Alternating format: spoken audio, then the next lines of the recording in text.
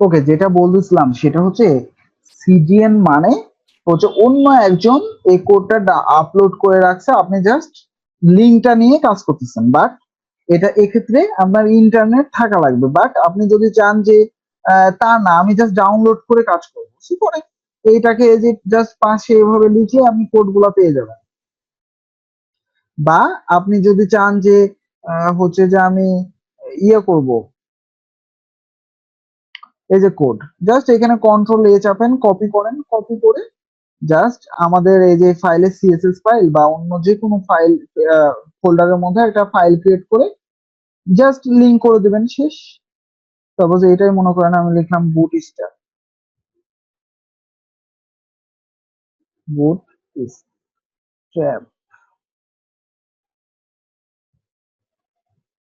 Dot CSS, এটা হচ্ছে CSS file হবে, হ্যাঁ। সো এবার এটার মধ্যে জাস্ট আমি কি করব, ওই যে যে কোড গুলা কপি করলাম ওটা পেস্ট করে দেবো। এটা হচ্ছে আমরা ম্যানুয়ালি এবার ডাউনলোড করে কাজ করতেছি। বাট আপনি যদি ওই লিঙ্ক ইউজ করেন, আপনার ইন্টারনেট থাকা লাগবে, ওটাই হচ্ছে সিডিএন ইউজ করা। এর ভিতর কিছু নেই, এবার এই কোড গুলো আমি দিয়ে দিলাম, ওকে। এবার সেভ করবেন এই ফাইলটা, এবার এটা জাস্ট আমাদের এইচটিএমএল ফাইলে লিংক করাবেন, শেষ। লিংক কিভাবে করাতে হয়, এই যে এভাবে সেম, এটা হচ্ছে স্ক্রিপ্ট ফাইল লিংক করানোর জন্য। তো আমাদের কি করতে হবে, সিএসএস ফাইল লিংক করাতে হবে। সো এখানে জাস্ট আমরা বলবো বুটস্ট্র্যাপ ডট সি, শেষ, তাহলে এটা লিংক হয়ে যাবে, ওকে। তো আমরা যেহেতু এখন আপাতত সিডিএন ইউজ করতেছি, এই লিংকই থাকুক। কিন্তু এবার আমরা যেটা বলতে চাচ্ছিলাম যে মজার জিনিস, সেটা হচ্ছে আমরা যদি এই লেখাটাকে সেন্টারে নিতে চাইতাম, তাহলে আমাদের কি লিখতে হতো, সিএসএস এ যাইতে হতো, এটাকে ক্লাস দিতে হতো, বা এটা সিলেক্টর ইউজ করে টেক্সট অ্যালাইন সেন্টার লিখতে হতো, তাই না? কিন্তু দেখেন বুটস্ট্র্যাপের কাজ হচ্ছে শুধুমাত্র ক্লাস ইউজ করা, আপনাকে এবার ক্লাসের নাম মনে রাখতে হবে। অর্থাৎ এখানে যদি শুধুমাত্র একটা ক্লাস ইউজ করেন, নাম হচ্ছে টেক্সট সেন্টার, টেক্সট সেন্টার, দেখেন আপনাকে সিএসএস এ যাওয়াই লাগবে না, এটা সেন্টারে আসে কিনা, এই যে সেন্টারে, দেখছেন? কারণ এই যে আপনি যে কোড গুলা ডাউনলোড করতেছেন, এই যে এগুলার মধ্যে অলরেডি অ্যালাইন সেন্টার করা আছে, এই ক্লাসটাকে ধরে করা আছে। তো আপনার শুধুমাত্র ক্লাসের নাম লাগতেছে, শুধুমাত্র ক্লাসের নাম লাগছে, তাহলে আপনি কিন্তু কি, তাহলে আপনি জাস্ট ইউজ করতে পারতেছেন, তাই না? আপনার কাজকে আরো সহজ করে দিবে, মানে তাড়াতাড়ি করে দিবে, এরকম সিস্টেম। তো আমরা জাস্ট বুটস্ট্র্যাপের এগুলোর দরকার নেই, আমাদের দরকার হচ্ছে রিসপন্সিভ করা। সেই রিসপন্সিভ করাটাই আমি দেখাবো, কিভাবে আপনি রিসপন্সিভ করবেন। এবং একটা মজার জিনিস, সেটা হচ্ছে ধরেন আপনি এখানে ডট বক্স ওয়ান নামের একটা ক্লাস নিলেন, ডিভ নিলেন আর কি, ডিভ। তো এখানেও লিখলেন বক্স ওয়ান। মেনলি আপনাকে এটার গ্রিড সিস্টেম সম্পর্কে জানতে হবে, গ্রিড যেটা মেন ইম্পর্টেন্ট, গ্রিড সিস্টেম যেটা আমি সুন্দর মতো সামনে ক্লাসে একদম বুঝাই দেবো আপনাদের, ঠিক আছে? তো এই যে তিনটা বক্স আমরা বানালাম, box one, box two, box three. So এই যে তিনটা বক্সের মনে করেন যদি আপনি স্টাইল করেন, তিনটা বক্স বানান, সাপোজ আমরা এটাকে স্টাইল করি, অর্থাৎ আমাদের সিএসএস ফাইল তাহলে লাগবে। তো আমি এই যে স্টাইল ডট সিএসএস টাই ওপেন করি।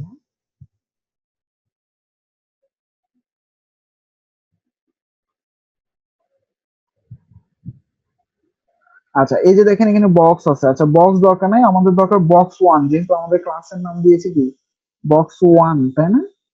তো এটাকে যদি আমি একটু ডিজাইন করি, অর্থাৎ বক্স বানাই, তাহলে আমাকে একটা উইথ দিতে হবে, উইথ সাপোজ হচ্ছে 300, সাপোজ হাইট দিলাম সাপোজ 300, একটা ব্যাকগ্রাউন্ড কালার দিতে পারি, তাই না? ব্যাকগ্রাউন্ড একটা দিতে পারি, অর্থাৎ রেড সাপোজ। হ্যাঁ, এতটুকুন দিলেই কিন্তু এবার আমাদের বক্সটা চলে আসার কথা, অর্থাৎ রিলোড নেই, আমরা এই যে বক্স, আমাদের বক্স ওয়ান এটা, তাই না? বাকি দুইটা বক্স কিন্তু ডিজাইন হয়নি। তো বাকি দুইটা বক্সও আমরা সেম ভাবে একই মনে করেন ডিজাইন করব। বক্স, এটা হবে 2, এটা হবে 3। তো কালার গুলা একটু চেঞ্জ করে দিই, অর্থাৎ এটাতে দিলাম গ্রিন, এটাতে দিলাম মনে করেন ব্লু। হ্যাঁ, তিনটা তিন কালার না? রিলোড দেন, এই যে তিনটা তিন কালার। সো আপনি যদি এটার পাশাপাশি আনতে চান, এক পাশাপাশি, সেটাও আমরা শিখাইছি যে কিভাবে আনতে হবে। মজার বিষয় হচ্ছে ওটাই যে আপনার এরকম উইথ হাইটও দরকার নাই ইউজ করার, এত কিছুও দরকার নাই যদি আপনি বুটস্ট্র্যাপ পান। অর্থাৎ জাস্ট যদি আপনি মনে করেন এখানে আমি একটা ক্লাস ইউজ করব, জাস্ট একটা ক্লাসের নাম দেব ডট কল md4, তিনটাকে আমি পাশাপাশি আনতে যাচ্ছি। হ্যাঁ, জাস্ট এই ক্লাসটা অ্যাড করব, অর্থাৎ এই ক্লাস, এখন এই ডিপটা আমি এটার আগে দিব, দেখেন। সো সেম ভাবে আমি এটার মধ্যেও দেবো, তিনটার মধ্যেও দিব, সেম ভাবে এই ডিপটা এখানে ক্লোজ করব। ওকে, এবার মজার জিনিসটা দেখেন, রিলোড দেন। আমাদের পাশাপাশি আসছে? পাশাপাশি আসে নাই, কারণ আমরা এখানে কোডে একটু প্রবলেম করছি, যে এখানে ডিপটা ক্লোজ অবস্থায় আছে অলরেডি, ক্লোজটা হবে লাস্টে। হ্যাঁ, ওকে, যে লাস্টে, ঠিক আছে। এবার কাজ করবো, এবার রিলোড দেন, দেখেন তিনটা অলরেডি পাশাপাশি চলে আসছে, দেখছেন। আপনি যদি এই উইথ হাইটটা বাদ দেন, এবার এই যে উইথ, উইথ মনে করেন আপনি দিলেন না, তিনটারই উইথ দিলেন না, মজার বিষয়টা দেখেন। এবার রিলোড দেন, এই যে দেখছেন অটোমেটিক্যালি উইথ নিয়েছে 12 ভাগের। এটা অটোমেটিক্যালি তিনটা যে আপনি ভাগ করছেন, তিনটা ভাগে সমান উইথ দেখেন নিয়ে নিয়েছে। মজার বিষয় হচ্ছে এটা। তো আপনাকে দেখেন কত সিএসএস এর কোডিং বাঁচাই দিচ্ছে, মানে কত কোড আপনি করা লাগবে না। অর্থাৎ এরকম যদি আমরা করতে চাইতাম সিএসএস দিয়ে, মানে আমরা যেটা শিখেছি এর আগে, তো আমাকে কি করতে হতো, একটাকে ফ্লোট লেফট করতে হতো, আবার ফ্লো হিডেন করতে হতো, আবার এটার একটা উইথ সেট করতে হতো, তাই না? আমাদের কিছু করতে হচ্ছে না, শুধুমাত্র ক্লাস ইউজ করে আমরা কাজ করতে পারছি, শুধুমাত্র ক্লাস। তো এই যে এই ক্লাস গুলো আমরা কিভাবে বুঝবো কোনটা কি, সেটাই আমি সামনে ক্লাসে একদম সুন্দর করে বুঝাই দিলাম, একদম ক্লিয়ার হয়ে যাবেন তাহলে। ঠিক আছে, আগে পিএইচডি টু এইচটিএমএল এর ওগুলা শেষ করেন, তাহলে আমি এই যে এই জিনিসগুলা কি জিনিস আমি সামনে ক্লাসে সুন্দর মতো বলে বুঝাই দিব, তাহলে আপনি হিসাবেই এগুলো সুন্দর মতো করে ফেলতে পারবেন। আর এটাই হচ্ছে রিসপন্সিভ। তো এটা যদি এখন আমি ছোট স্ক্রিনে নিয়ে যাই, ছোট স্ক্রিনে অর্থাৎ কন্ট্রোল শিফট এম, হ্যাঁ দেখেন মজার জিনিস দেখাই দিই, এই যে দেখছেন এটা হচ্ছে আমাদের কি ডিভাইস, 320 থেকে 400 স্ক্রিন, এটা মানে হচ্ছে আমাদের মোবাইল স্ক্রিন, মোবাইলে আমাদের সাইটে এরকম দেখাবে, দেখছেন। সো আপনি যদি চান যে ল্যাপটপে কেমন দেখাবে সেটা দেখতে, সো কিভাবে দেখবো, সেটার জন্য এই যে এখান থেকে আপনি চুজ করতে পারবেন, সরি এটা না, এই যে এখান থেকে ডিভাইস, এখান থেকে চুজ করতে পারবেন যে আমি কোন ফোনে কি দেখতে পারবো। যে এডিট লিস্টে গেলে আপনি এখানে সব আছে, এই যে দেখেন ফোন, ট্যাবলেট, ল্যাপটপ, তারপরে হচ্ছে টেলিভিশন, দেখছেন সব আছে। তো এখান থেকে মনে করেন ল্যাপটপ নেবেন কোনটা, সব একটা সিলেক্ট করেন, লিখে এখানে অ্যাড ডিভাইস করেন। হ্যাঁ, এখানে আপনি কিছু মাপও দিয়ে দিতে পারবেন। সো এরকম অনেক মজার জিনিস এটা, এখানে অনেক মজার জিনিস, ঠিক আছে। এবার এখানে যান, যাওয়ার পরে এই যে ল্যাপটপে ক্লিক করেন, এই যে দেখেন ল্যাপটপ ভার্সন 900 থেকে 1440 এটার স্ক্রিন সাইজ। তো এই বিষয়গুলো আরো ক্লিয়ার করে দেবো আমি সামনে ক্লাসে। আপাতত এই যে যে কোয়েরি যেটা দেখালাম আর পিএইচডি ওটা দেখেন। ওকে, বুঝা গেছে? এটা একদম ক্লিয়ার হয়ে যাবেন সামনে ক্লাসে, কোনো মাথায় প্রেশার নেওয়ার দরকার নাই। আমি এই যে ক্লাস গুলা অত মুখস্থ করার দরকার নেই, যে এটা আবার কি করলো কল md4, এগুলা মানে আমাদের মুখস্থ করতে হবে, এগুলো মুখস্থ না, একটা হিসাব আছে ওই ক্যালকুলেশনটা বুঝাই দেবো, তাহলেই হয়ে যাবে। আপনি যদি এবার মনে করেন এখানে দুইটা চাচ্ছেন, সাপোজ স্ক্রিনে দেখেন মজার জিনিস, আমি ফুল স্ক্রিন করি, হ্যাঁ, আপনি চাইছেন দুটা আর একটা নিচে থাকবে।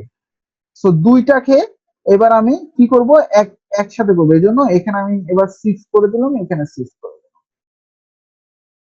ওকে, এবার দেখেন দুটা থাকবে, নিচে একটা চলে যাবে। এই যে দেখেন, দুটা নিচে একটা। আপনি যদি চান চারটা এক লাইনে থাকবে, চারটা, তাহলে কি করব? প্রত্যেকটাতে আপনাকে 3 বসাতে হবে, 3। আর এটা তো 3টা হলো, এবার আরেকটা আপনাকে নিতে হবে নতুন একটা। সো এবার আমাদের 4টা হয়ে যাবে। সো এটা মনে করেন বক্স 4, বক্স 4, এখানে দিয়ে দিলাম বক্স 4। সো এটার একটা ব্যাকগ্রাউন্ড কালার আমরা দিই আগে, তাহলে ভালো হবে। অর্থাৎ বক্স 4, না এটার কালার মনে করেন দিলাম ইয়েলো, ইয়েলো, ওকে। না এবার রিলোড দেন, দেখেন 4টা থাকবে এক লাইনে। এই যে দেখেন 4টা বক্স, দেখছেন?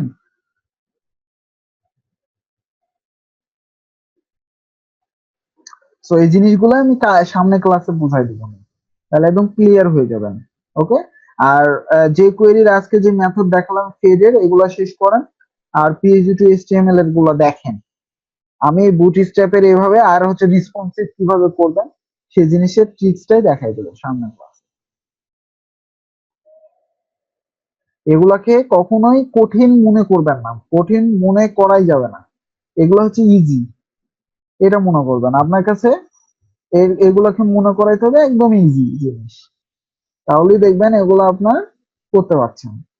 ঠিক আছে? যদি আপনি ভয় পেয়ে পাওয়াই দেন আগে যে এটা কঠিন, খুব পারবো কি পারবো না, সো তখন আরোই পারবেন না।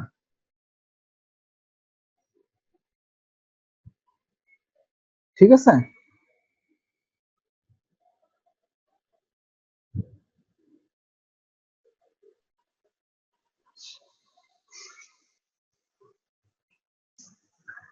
এক লাইনে 5টা নিলে কি করবেন, 10টা নিলে কি করবেন, ওটা তো বললাম, কালকে দেখাই দেবো। একটা হিসাব আছে, একটা ক্যালকুলেশন আছে, ক্যালকুলেশনটা বলে দিলেই করতে পারবেন সবকিছু।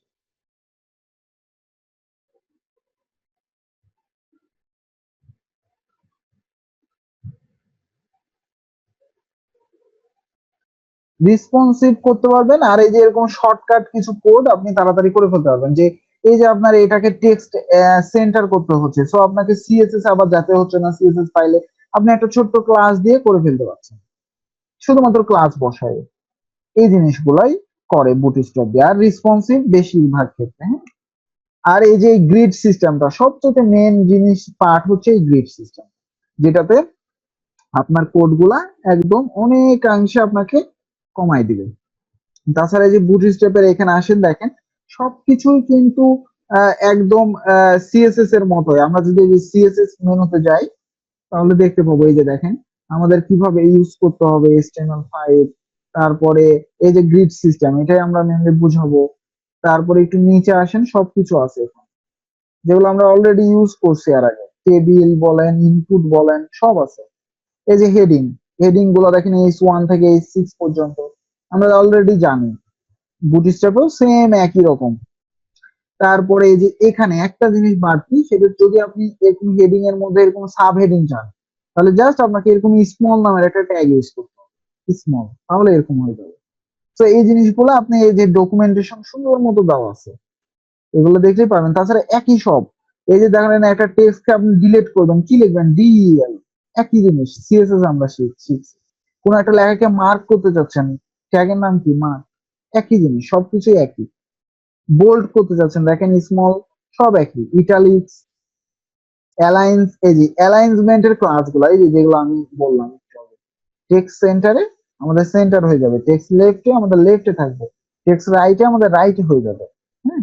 তো এই জিনিসগুলো আমরা দেখবো, সমস্যা নয়। বুটস্ট্র্যাপের আমরা কিছু ক্লাস আমরা করব, আর যে কোয়েরিটা শেষ করবো এই 2-3টা ক্লাস মিলে, আর তারপরে আমরা ওয়ার্ডপ্রেসে শিফট হব।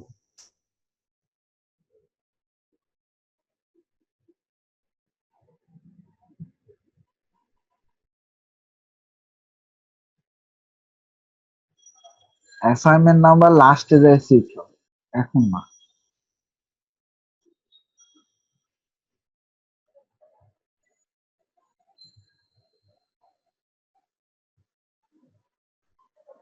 ঠিক আছে?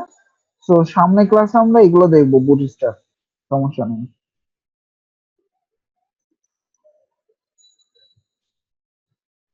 আজকে আপাতত এখান থেকে